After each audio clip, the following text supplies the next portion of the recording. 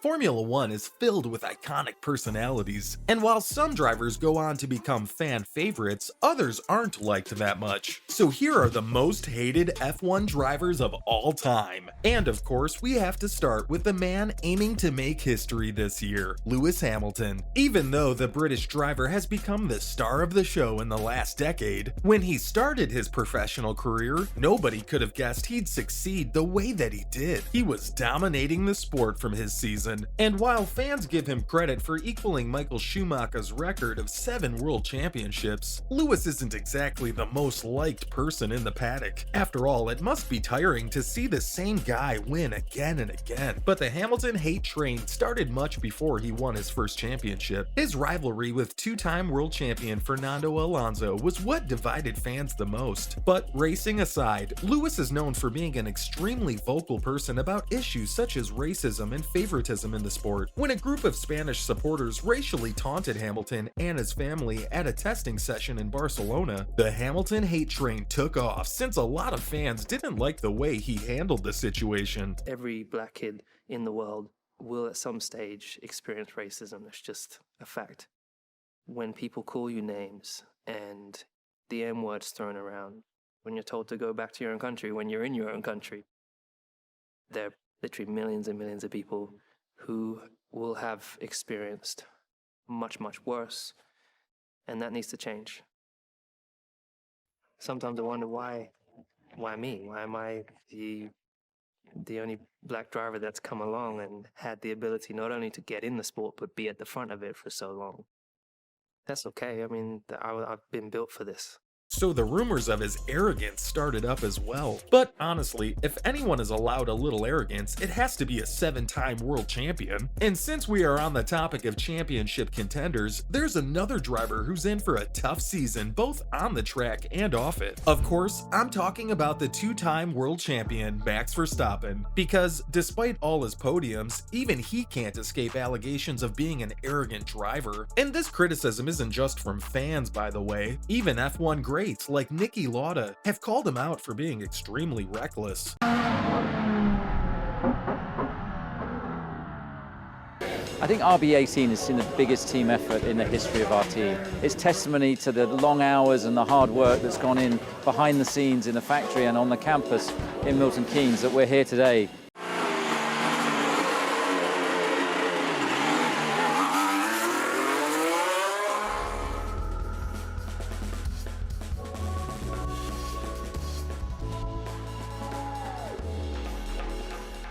Especially in his early years, when he'd frequently get into arguments with other drivers. The Verstappen hatred peaked in the 2021 season when both he and Hamilton were going neck and neck for the win. Because while the British driver has a reputation for being a generally clean driver, Max isn't above a few risky maneuvers if it means he'll come out on top. His strategies usually depend on hoping other drivers will back off and let him get ahead. But when he meets a stubborn driver like Lewis, it's not surprising that we see a crash or two that season. And that's exactly what we saw at the Brazil Grand Prix in 2022. The two collided as they raced into turn 2 for second place, knocking Hamilton off the track and moving both drivers down the lineup. Verstappen ended up getting a 5-second time penalty for the incident, so social media imploded as fans called him out for his reckless driving once more. Yet the Dutch driver was still arrogant enough to blame Hamilton for the accident, and I honestly think he's been taking tips from the next driver on our list, because Fernando Alonso had the same reputation in his early career, that too against Lewis Hamilton. For the 2007 World Championship, both players were gunning for the win in a competitive 3-way race. So while Kimi Räikkönen ended up cinching the win, the hatred between these two drivers didn't end, since both publicly spoke out about what they thought of each other. Hamilton said Alonso was a bit of a control freak in 2014 when he thought he had the driver market under control. And it looked like the fans agreed with the British driver there, since he quickly fell from their good graces. Of course, Alonso has matured a lot since those days, and while he may not be as loved as Sebastian Vettel, it's safe to say he's getting there, especially with how he's been driving with Aston Martin. But while the majority of the drivers on this list are hated for their antics on the track, Jacques Villeneuve's case is completely different. The Canadian driver was well liked early in his career, but with each interview, fans quickly got tired of his attitude attitude problems. With his outspoken opinions and colorful comments about the sport, he quickly became an outcast. And it's no surprise that his job as a Formula One pundit didn't go over well with fans, because while he usually made sense when he spoke, he wasn't beyond a few unnecessary hot takes about other drivers. But it was his comments about the Williams driver, Robert Kubica, that tipped the boat against him. The former driver went on record to say that he didn't think anyone with a disability should be able to compete in Formula One. Fans immediately called him out about his ableist comments, and while the hate didn't seem to bother him that much, it guaranteed his spot as one of the most hated F1 drivers ever. The next driver on our list took it a step further by butting heads with his mechanics as well. Alain Prost became known as the Professor because of his perfectionist style of racing. He wanted everything done his way, so it's not surprising that his crew started to despise having him on the team. The Frenchman ended up getting fired twice by two different teams, first by Renault in 1983 and once by Ferrari in 1990, all for criticizing them publicly. And honestly, you'd think he'd have learned from his mistake the first time. Still, it's his rivalry with fan favorite Ayrton Senna that got him in their bad books. When the two collided in the 1989 season finale in Suzuka, the stewards decided to penalize Senna. This gave Prost the win.